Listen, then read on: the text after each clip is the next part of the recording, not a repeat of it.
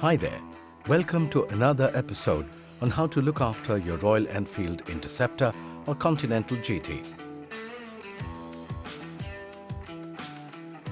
Today, we're going to take a tour of your instrument cluster, which gives you vital information about your motorcycle's functioning. Position the motorcycle on its center stand on level ground. Switch on the ignition. The motorcycle self-checks all its parameters.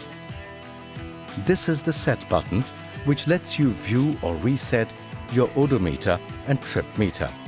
To view the odometer reading, press the button for 2 seconds to toggle from trip A to trip B to ODO. To view the trip A reading, press the button for 2 seconds. The LCD screen will change from ODO to trip A. To view the trip B reading, press the button for 2 seconds. The LCD screen will change from trip A to trip B. To reset either trip A or trip B readings to 0, continuously press the set button. The odometer cannot be reset as it records how much the motorcycle has run since it was manufactured. To change the reading from kilometers per hour to miles per hour, first turn the ignition off.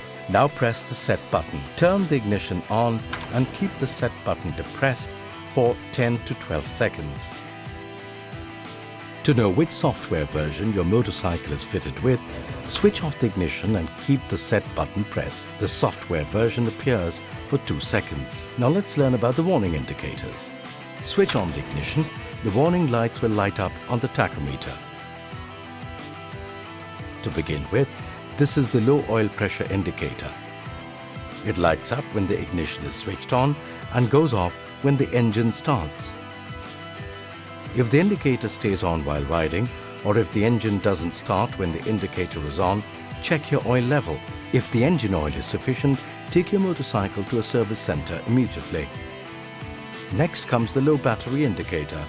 It lights up when the ignition is switched on and goes off when the engine starts.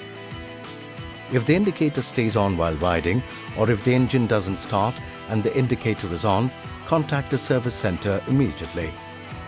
This is the ABS indicator. It lights up when the ignition is switched on and goes off when the speed reaches 5 kilometers per hour.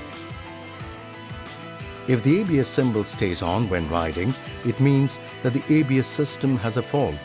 However, your normal brakes will function without ABS. The neutral symbol tells the rider that the motorcycle is in neutral gear.